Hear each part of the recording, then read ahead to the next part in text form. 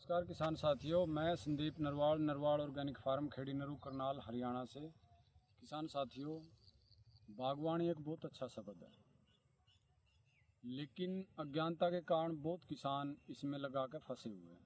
तो आज हम इस टॉपिक पे बात करेंगे भाई कौन सा बाग लगाना चाहिए, उस चीज़ के क्या पैरामीटर हैं, कैसे डिसाइड करें भाई हम नींबू लगावें, अमरूद लगावें, अंजीर लगावें, एप्पल बेर लगावें, ड्रैगन फ्रूट लगावें या ब्लूबेरी लगावें। दुनिया भर के नए नए कंसेप्ट आ रहे, ये गर्मी वाली सेब आ रही। तो साथियों, पहले तो मैं आपको ये मेरी वैरायटी का आज 21 जून 2025 का दिन है। देखो, ये प्लांट मैंने कटिंग की थी। ये वो मेरे प्लांट है जिनमें कोई बीमारी नहीं आई थी। काफ़ी तो पौधे इसमें से फाइटोप्थोरा ने और जो मेरे को गलती हुई उन्हें काफ़ी डैमेज कर दिया था।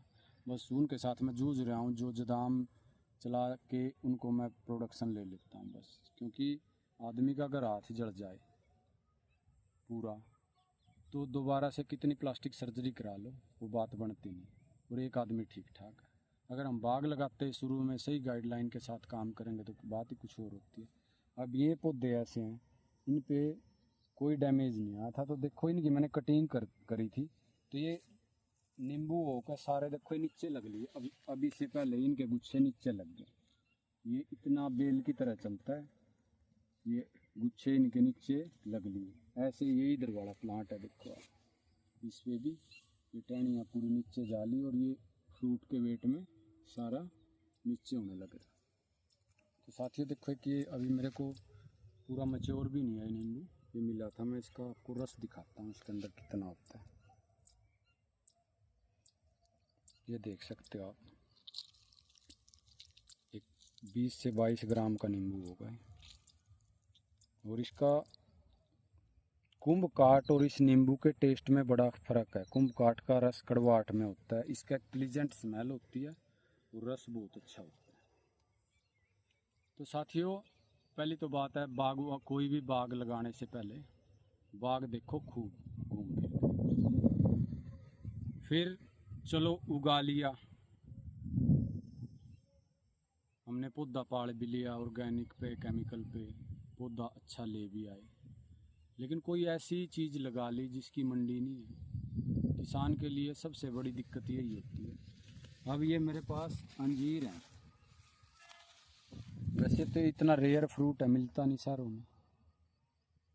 ये पूरे अभी हम पूरे ये टूटने लग रहे हैं, और जबकि इस साल इसकी हार्वेस्टिंग जल्दी होगी नहीं, ये जुलाई के फर्स्ट वीक से शुरू होती थी। साथियों, पौधे बहुत अच्छे हैं, बीमारी बहुत कम है, प्रोडक्शन बहुत है, लेकिन आखिर में किसान कहाँ फंस जाता है, वहीं बेचने पे।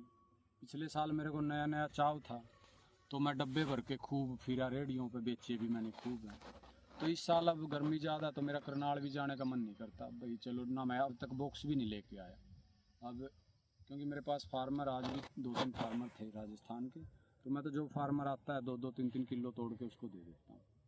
अभी तो ये चला रहा हूँ, और मैं जब चला रहा हूँ मेरे थोड़े प्लांट हैं, 60-70 प्लांट होंगे, और उनके बीच में मैंने एप्पल बेर लगा रखा भाई, ताकि इस ज़मीन की इनकम मेरे को एप्पल बेर से मिलती रहे।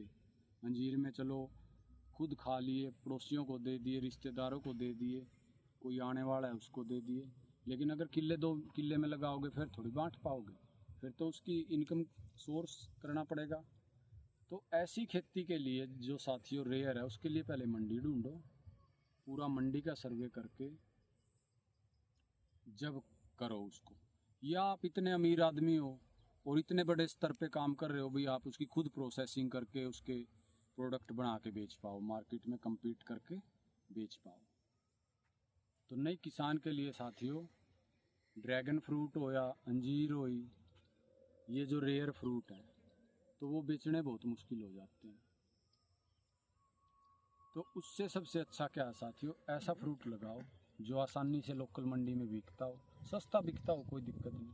अब नींबू में क्या है, नींबू में कोई समस्या नहीं बिकने की।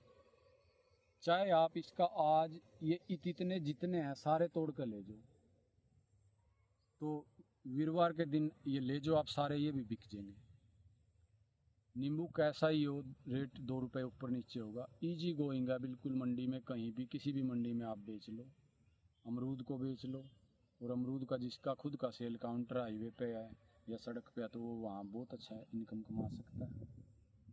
तो साथियों, उगाना कोई बड़ी बात नहीं है, बेचना बहुत टफ जॉब है। ये मैंने इस अंजीर के थोड़े से प्लांट से देख लिया, क्योंकि काफ़ी जगह है किसान को अपने आत्मसम्मान के साथ समझौता करना पड़ता है। एक रेडी वाला 2 क्रेट धर का बैठा और वो 70 नखरे करने लग जाएंगे, ये है वो है। तो उन चीज़ों से बचने के लिए ऐसा काम करो जो इजी गोइंग हो। वो फ्रूट प्लांट लगाओ जिसको हम आसानी से बेच सकते हैं। आप नींबू लगाओ, अमरूद लगाओ, एप्पल बेर लगाओ, जो गरीब आदमी खाता आसानी से बिकता है, उस पे जाना चाहिए। अगर रेयर फ्रूट पे जाना आपने महंगे के चक्कर में, तो आपका बजट तकड़ा होना चाहिए और फाइट करने की एक हिम्मत तकड़ी होनी चाहिए।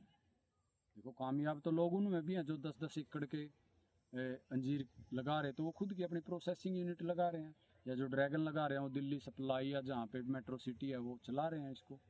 तो उस हिसाब से वो हर आदमी, हर किसान इतना सक्षम नहीं होता।